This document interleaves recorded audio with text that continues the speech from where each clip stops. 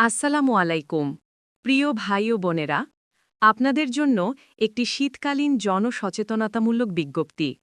শীতের সাধারণ রোগ যেমন সর্দি, কাশি, জ্বর, হাঁপানি, নিউমোনিয়া এবং চর্মরোগ প্রতিরোধের জন্য প্রতিরোধমূলক ব্যবস্থা নেওয়া উচিত।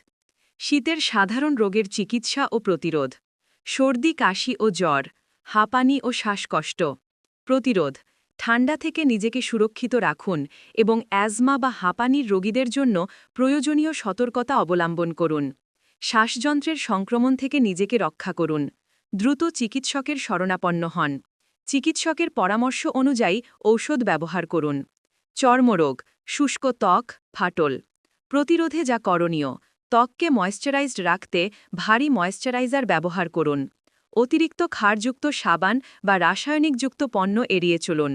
খোসপাছড়া, স্কেবিজ, এটি একটি ছোঁয়াচে রোগ, তাই আক্রান্ত ব্যক্তির সংস্পর্শ এড়িয়ে চলুন এবং দ্রুত চিকিৎসা নিন।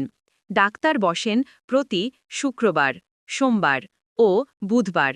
ফোন করুন 017152399966।